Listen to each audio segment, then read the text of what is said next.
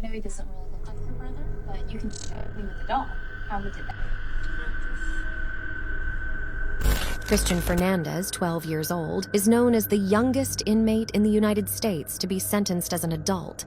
He committed a horrendous crime against his little brother, just 2 years old, and would be branded as a true monster who only knows evil. Why'd you take it out on your little brother?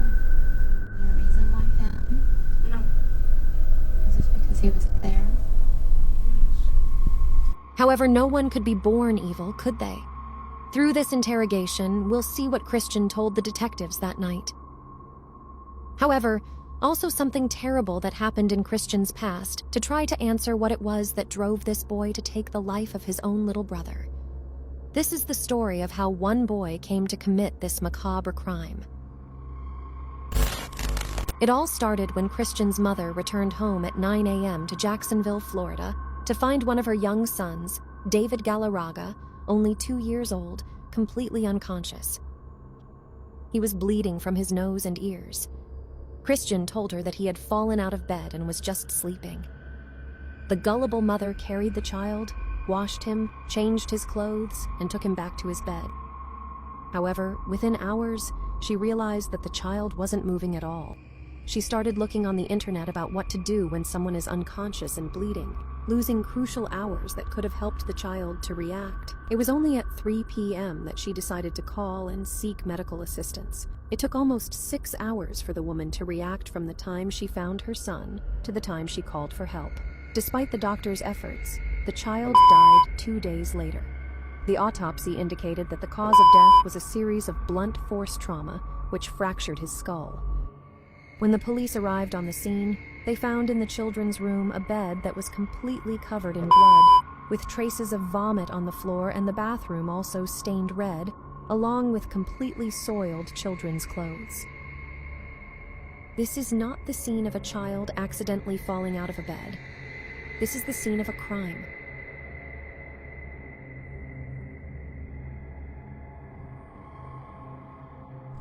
And what happened tonight? Because I know originally you said that he fell off the bunk bed, but that wasn't true, correct? Okay, so that was a lie?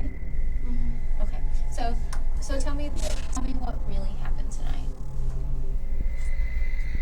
I put him to carry books.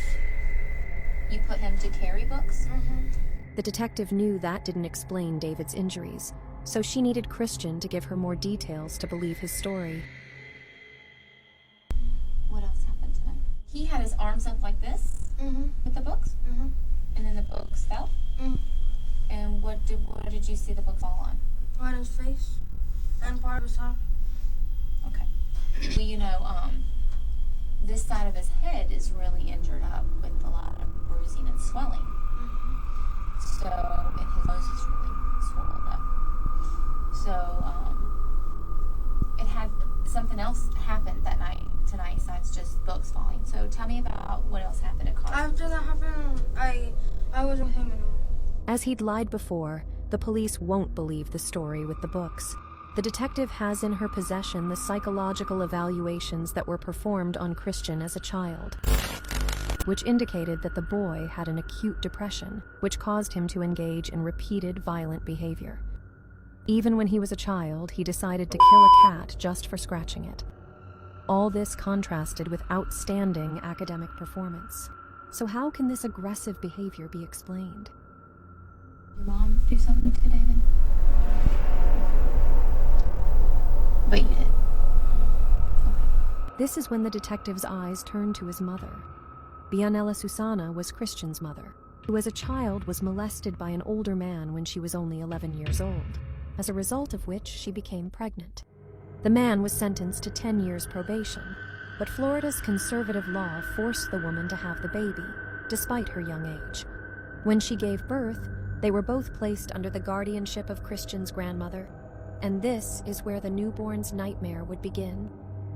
Bianella's mother and the guardian of her daughter and grandson was a woman who lived constantly under the influence of completely neglecting both children, including an incident that would forever change the outcome for the family. This would be the first time that Cristian faced the police at the age of 2. When the mother, a 14-year-old teenage girl, asks her mother to look after the child to go to a friend's house, she never imagined the nightmare they would have to live through. Christian's grandmother, who at the time kept them living in a motel, consumed a considerable dose of and illicit substances for days, completely neglecting the child. When police found him, the child was on the streets of Miami, alone, naked and completely filthy. In the motel room, they found the woman in a deplorable state and with little Christian's bottle full of maggots. As a result of this event, they were both taken into the care of social services, and the woman went to prison for child neglect. Between the ages of 19 and 23, Bianella would have 3 more children and decided to marry Luis Galarraga, father of the youngest children, and who would become Christian's stepfather. However, after all the excesses she experienced with her mother, this woman would live them all over again with her partner, who, far from helping her, took advantage of her and forced her to do horrible things in private for years. However, Luis's extreme wasn't only against her, but also against Christian.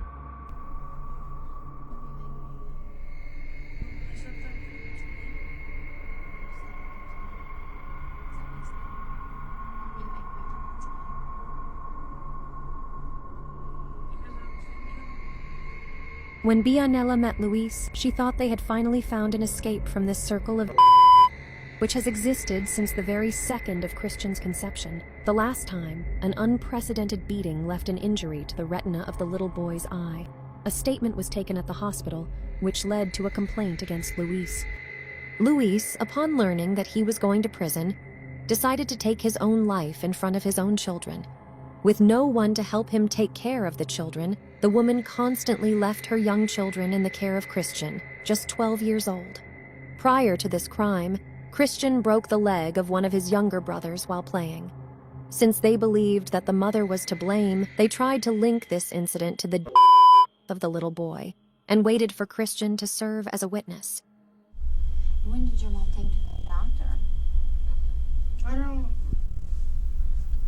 I think it was on the same day, but I'm not sure. Okay. And did someone from Department of Children and Families come talk to you? To my mama. And what did you tell them what happened? That he fell off my monkey bars. Is that what your mom told you? Okay. So your mom told you to tell him that? Mm-hmm. Why did she tell him to tell that? Why didn't she just tell him the truth? You know? She was scared you were going to get in trouble. Apparently on this occasion, the mother told Christian to testify that the minor had had an accident playing in the park, so that child services wouldn't take her away from the children. Although Christian is now telling the truth about that incident, the version he is giving is also suspicious to the detective. I know he doesn't really look like your brother, but you can show me with the doll. He was sitting like this, and then how did you do his legs? So we can understand what happened.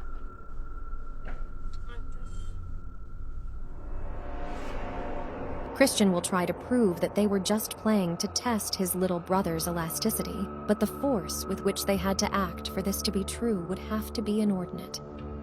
Only 2 months after this incident, the mother would again ask Christian to take care of the children. That night, the crime occurred. Among all the different versions of Christian's story, they finally need his confession.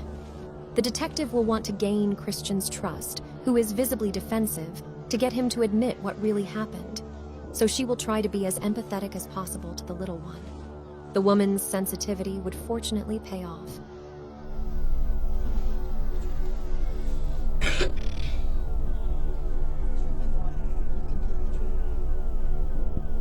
you already started telling me the truth about one thing, right? And you told me that you lied about it. So you're starting to tell me the truth. And I appreciate that. Because it shows now that you're being honest. And that's a good thing. You want to show that you're being honest and that, do you feel bad about what happened tonight?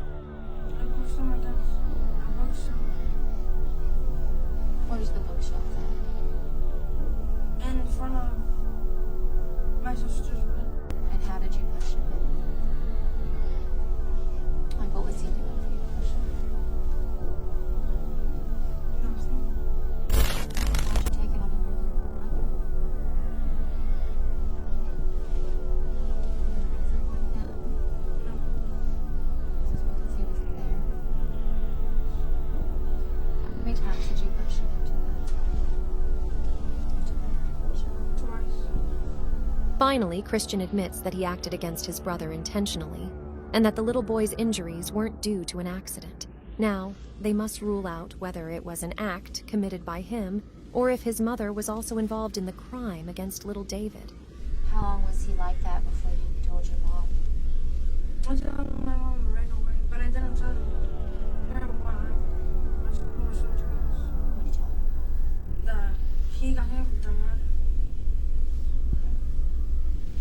Did she believe him? Yes.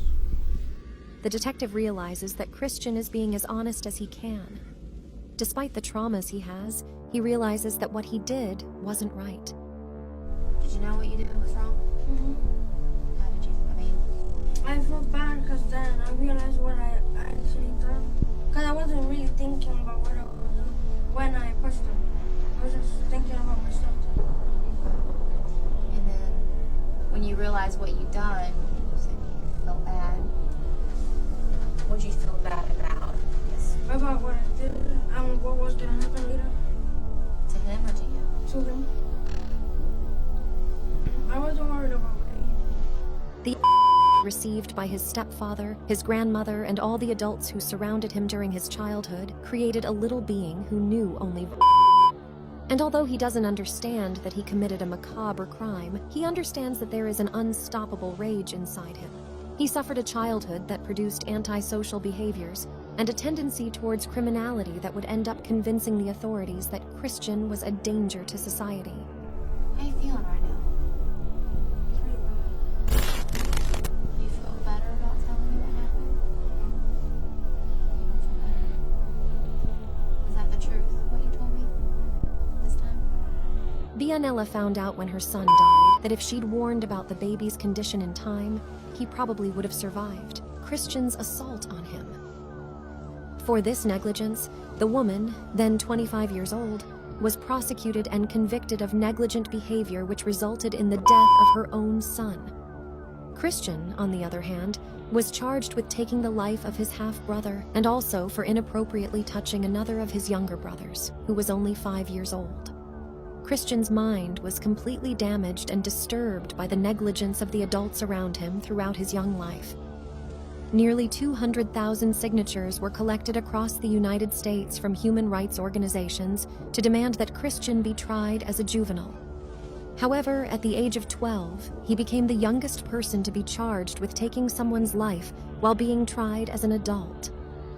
Finally, in January 2018, Cristian was released from prison on his 19th birthday, getting a new chance at life, one he wasn't able to have in his childhood.